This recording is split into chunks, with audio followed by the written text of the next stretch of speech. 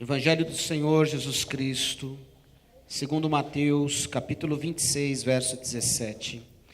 A palavra do Senhor nos mostra o momento em que Jesus está com os seus discípulos e ele ali próximo ao momento da crucificação, já próximo à Páscoa, como nós estamos aqui essa semana.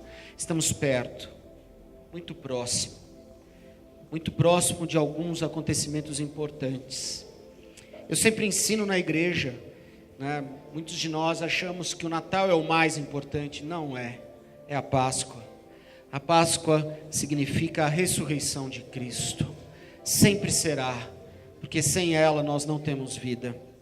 E estava ali Jesus junto aos discípulos, no verso 17, dizendo assim: E no primeiro dia da festa dos pães asmos, chegaram os discípulos junto de Jesus, dizendo: Onde queres que preparemos a comida da Páscoa? E ele disse: Ide à cidade a um certo homem e dizei-lhe: O mestre diz: O meu tempo está próximo. Em tua casa celebrarei a Páscoa com os meus discípulos. E os discípulos fizeram como Jesus lhes ordenara e prepararam a Páscoa. E chegada a tarde, assentou-se à mesa com os 12. E enquanto eles comiam, disse: Em verdade vos digo que um de vós me há de trair. E eles, entristecendo-se muito, começaram um por um a dizer-lhe: Porventura sou eu, Senhor? E ele respondendo disse: O que mete comigo a mão no prato, esse me há de trair. Em verdade o Filho do Homem vai, como acerca dele está escrito. Mas ai daquele homem por quem o Filho do Homem é traído.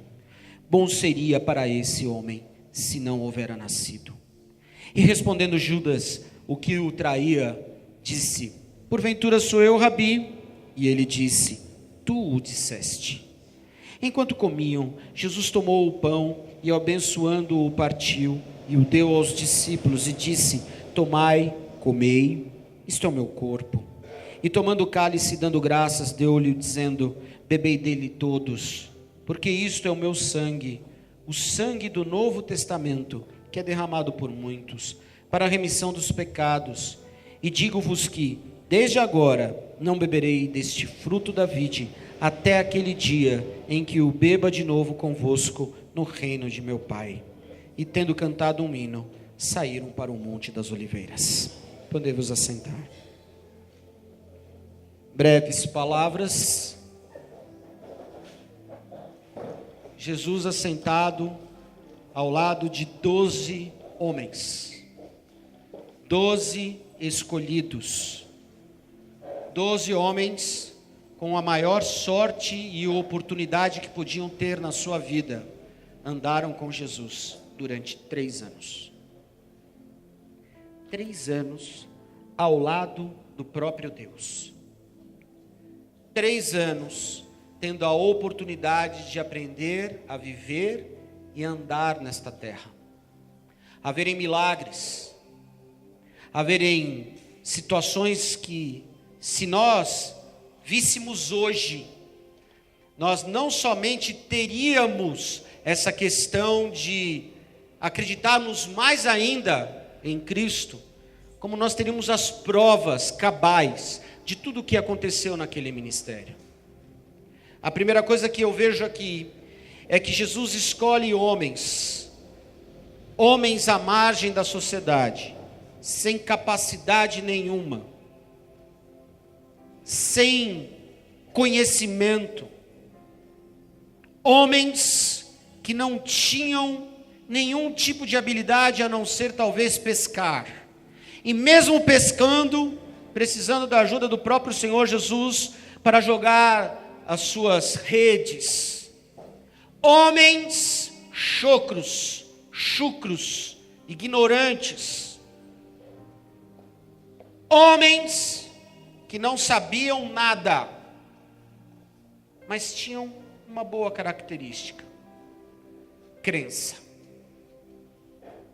E acreditaram que Jesus podia sim ser Senhor e Salvador da vida deles. Mesmo assim, mesmo tendo tudo isso à disposição, mesmo tendo essa pequena crença, mesmo tendo essa oportunidade fabulosa de viver com Jesus durante 3 anos, tendo todos os milagres, tendo todas as situações, tendo tudo aquilo, nós chegamos ao final do ministério, ao final desse tempo de Jesus na terra, e ele ministra ali a ceia, já falando sobre o memorial, já falando sobre o arrependimento, já falando sobre a ressurreição, já dando as letras do que aquilo que ia vir a acontecer mais à frente. Ele diz: um desses há de me trair. E aí eu queria parar para analisar um pouquinho o momento da ceia. Normalmente utilizamos 1 Coríntios capítulo 11, verso 23 em diante, o texto mais famoso que se utiliza a ceia, quase um sacramento, quase um ritual, quase uma prática normal das igrejas, em que lá fala que nós precisamos fazer algumas reflexões sobre a nossa vida, antes de participar do corpo do Senhor. Domingo à noite, o pastor Davi estava falando aqui a respeito da ceia, e ele fez um pequeno comentário que eu achei importantíssimo, que Jesus ministra a ceia aos discípulos.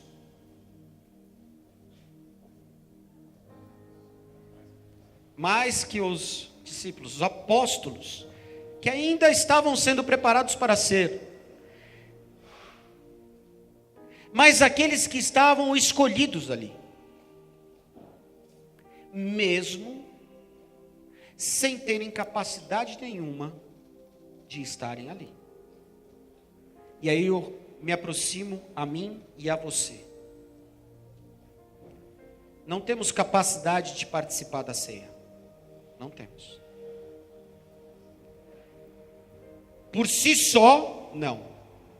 Por si só, eu não tenho capacidade de ser pastor desta igreja. Porque eu sempre digo algo: eu sou um cara esforçado. Eu não tenho talento. Eu não tenho dom. Não fui agraciado. Mas eu sou esforçado. Eu estudo. Eu procuro conhecer. Eu procuro me ater às coisas de Deus. Mas principalmente, eu procuro ter intimidade com Deus. E quando eu tenho intimidade com Deus, eu compreendo o momento em que Jesus estava com os discípulos, e sim os discípulos, os apóstolos, pastor, que tiveram essa oportunidade de estar próximos ao próprio Deus, e se disporem a pensar ali naquele minuto, em que Jesus não somente os serve, mas lava os pés deles, demonstra servidão, se dispõe de si mesmo, se despede de si mesmo como tal, para estar ali naquele momento tão difícil e ensinar sobre a ceia, que mesmo nós não sendo aptos como homens e mulheres, mesmo não tendo capacidade, talvez nem dom nem talento, mas que quando eu tenho Jesus Cristo na minha vida, através do Espírito Santo de Deus, Ele faz com que eu tenha uma reflexão, peça perdão e participe do corpo e do sangue de Cristo. Somente assim eu posso participar da ceia. Somente assim eu posso entender o que é o corpo do Senhor. Somente assim eu posso entender essa intimidade, me tornar discípulo, me tornar apto. 12 homens, um deles traidor, outro, que logo em seguida nós vamos ver aqui que Pedro é avisado de que ele vai negar Jesus 3 vezes. E quem foi Pedro? Chocro, ogro, insuportável, brigador. Interessante que o pastor Railton manda um texto hoje. Quem viu o texto hoje, ele diz claramente a respeito disso: brigadores, nós somos brigadores. Na verdade, a gente se acha. A gente se acha. E eu não sou nada. Eu prefiro vocês me chamando de Paulo do que de pastor. Prefiro vocês me chamando de irmão do que de pastor. Prefiro vocês me chamando de pecador, porque eu sou como você é, para que juntos a gente possa ter a reflexão de caminharmos em santidade diante do Senhor. Duro isso, mas é real. Não sou nada. Sou apenas aquele que quer ser um servo do Deus Altíssimo. Como no texto de hoje, somos imperfeitos na perfeição de Jesus Cristo. Eu sou imperfeito, amados, e eu quero, em nome de Jesus, hoje aqui, te pedir perdão, porque eu já errei e falhei com você. Eu já errei e já falhei com você, Davi, me perdoa. Vilma, eu já errei e falhei com você, me perdoa. Lucas, eu já errei e falhei com você, me perdoa. Jefferson, eu já errei e falhei com você, me perdoa. Esquerda, já errei e falhei com você, me perdoa. Principalmente no futebol, né?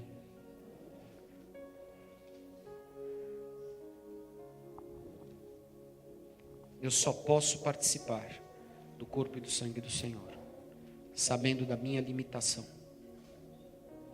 Eu só consigo participar quando eu reconheço que eu sou imperfeito. Hoje, em nome de Jesus, eu te convido a participar. Você que é imperfeito, eu sou.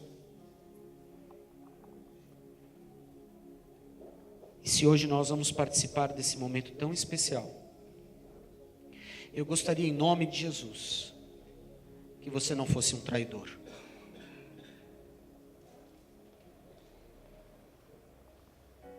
No sábado, conversando com o Cello aqui do Motoculto, e eu disse isso domingo à noite, né, pastor Davi? Que quando uma pessoa sai do grupo de motos e quer ir para um outro grupo de motos, existe um período chamado luto. E ele tem que ficar 1 ano sem ir para o outro grupo. Siga ali para mim, por favor. Pode quebrar. Não é Deus, tenho certeza. Sabe desligar?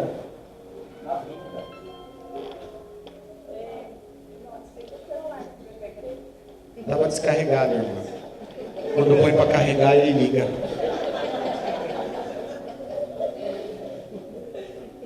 É a provocação. É para eu chegar aqui diante de Deus. Deus me dê graça, paciência. Manifesta seu atributo comigo. Mas não é possível isso. Desliga esse negócio. Não é possível. Acho. E aí ele dizia sobre o luto. E eu achei isso sensacional. Porque imagine se fôssemos nós como igreja. Quando nós saímos de uma igreja e vamos para outra, e a gente ficasse 1 ano sem ir para outra igreja, até passar o período do luto. Quantas pessoas ficariam sem igreja? A maioria. Mas o detalhe não é que o luto é para a pessoa. O luto é para as pessoas que ficam. Porque a ideia é que esse luto é a necessidade de passar por ele pela falta que vai sentir da pessoa. Jesus sentiu o mesmo luto por mim e por você. E Jesus sente o mesmo luto por mim e por você quando pecamos. Quando nos separamos. Quando nós não estamos perto de Deus. Hoje a oportunidade é de nós chegarmos para Jesus e falar: Senhor Jesus, que o seu luto acabe, porque eu não quero mais pecar. Porque a velha criatura morreu e uma nova surgiu. Pai, em nome de Jesus, nós queremos fazer a reflexão essa noite da ceia.